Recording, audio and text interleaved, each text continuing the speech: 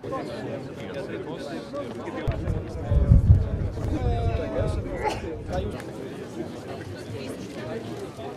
jis galėtų konkrečiai pasakoti, ką...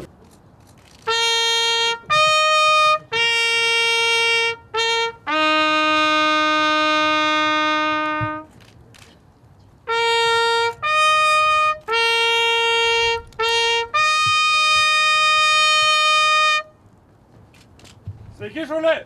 Sveikams! Ir tie, kurie mes 90 metais čia prisiekime, ir jūs, kurie prisiekite šiandien, žinome, kad tai yra ne šiai dienai, nesudėtingai politiniai situacijai esančiai greta mūsų šalies, bet tai yra visam likusiam gyvenimui. Ir kai jūs po 50 ar kiek metų vėl čia ateisite, prisiminsite, kad visą tą laikotarpį garbingai išlaikėte Šaulio vardą. Tad sveikinu visus, linkiu tvirtybės ir linkiu skrist šitais dviem Šaulių sąjungos sparnais – kultūra, dvasinė tvirtybė ir ginkluoto pasirengimu. Sėkmės jums visiems!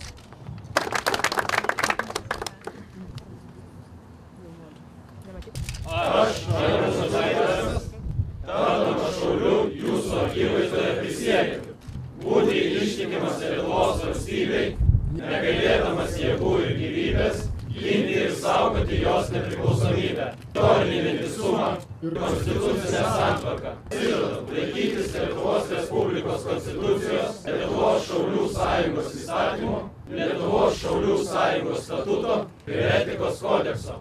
Kitų įstatymų, sąžiningai vykdyti Šaulio pareigas ir kitų įstatymus. Pasižadu gerbti žmogaus teisės, saugoti man patikėtas paslaptis ir turtą, rūpintis Lietuvos Respublikos ir jos tautos gerovę, visur elgtis kaip gerą doram, prasmingam ir drąsiam Šauliui. Padeda man Dievas.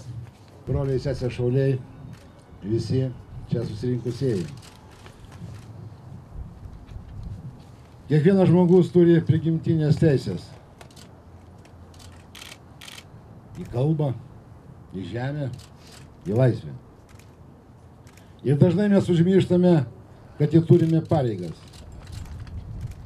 kas yra labai aktualu šiandieną ir visuomet.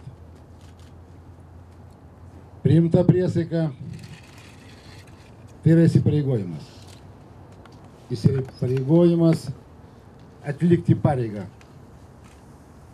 Ir aš tikiu, kad broliai sesės, kurie šiandieną tą padarė, niekieno neverčiami, sąmoningai, prisimdami visą atsakomybę už tą, kas įvyko šiandien ir kas įvyks ateityje.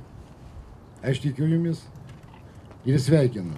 Sveikinu jūsų šeimos narius, Putvio Putvinskio 3 įpareigojimų, kai jis rašė, bet turbūt reikėtų tą progą pasakyti, kad kiekvienas šaulys turi atlikti 3 priedermes.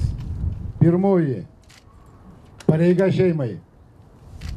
Antroji – Šaulių sąjungai. Trečioji – tėvynei Lietuvai. Tai dar kartą sveikinu visus, būkite laimingi ir stiprikim savo darbais, savo atsakomybę mūsų tėvynę. Te palaimina jūs, visagalis Dievas Tėvas ir Sūnus ir Šventoji Dvasia. Telydi jūs viešpaties malonę.